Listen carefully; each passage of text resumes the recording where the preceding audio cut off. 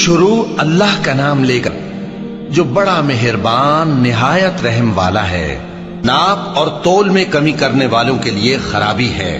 جو لوگوں سے ناپ کر لیں تو پورا لیں، اور جب ان کو ناپ کر یا تول کر دیں تو کم دیں۔ کیا یہ لوگ یہ نہیں خیال کرتے کہ اٹھائے بھی جائیں گے؟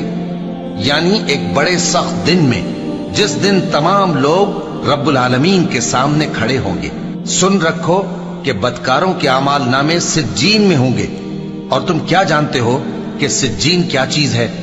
ایک دفتر ہے لکھا ہوا، اس دن جھٹلانے والوں کے لیے خرابی ہے، یعنی جو انصاف کے دن کو جھٹلاتی ہیں، اور اس کو جھٹلاتا وہی ہے جو حد سے نکل جانے والا گناہگار ہے۔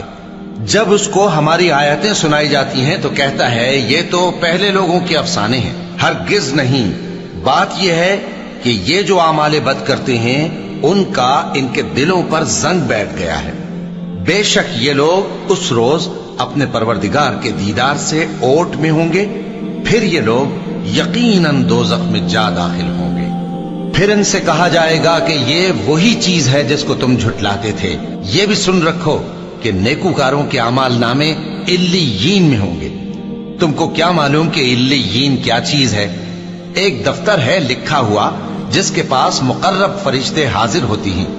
بے شک نیک لوگ نعمتوں میں ہوں گے، تختوں پر بیٹھے ہوئے نظارے کریں گے، تم ان کے چہروں ہی سے نعمت کی تازگی معلوم کر لو گے۔ ان کو شراب خالص سر بمہر پلائی جائے گی جس کی مہر مشک کی ہوگی۔ تو نعمتوں کے لیے ریس کرنے والوں کو چاہیے کہ اسی کی ریس کریں، اور اس میں آب تسنیم کی آمیزش ہوگی۔ وہ ایک چشمہ ہے جس میں سے اللہ کے مقرب پیئیں گے۔ جو گناہگار یعنی کفار ہیں وہ دنیا میں مومنوں سے ہنسی کیا کرتے تھے، اور جب ان کے پاس سے گزرتے تو حقارت سے اشارے کرتے، اور جب اپنے گھر کو لوٹتے تو اتراتے ہوئے لوٹتے، اور جب ان کو یعنی مومنوں کو دیکھتے تو کہتے کہ یہ تو گمراہ ہیں، حالانکہ وہ یعنی کافر ان پر نگراں بنا کر نہیں بھیجے گئے تھے۔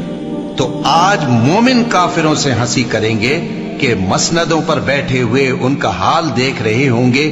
آج کافروں کو ان کے کاموں کا پورا بدلہ مل گیا نا۔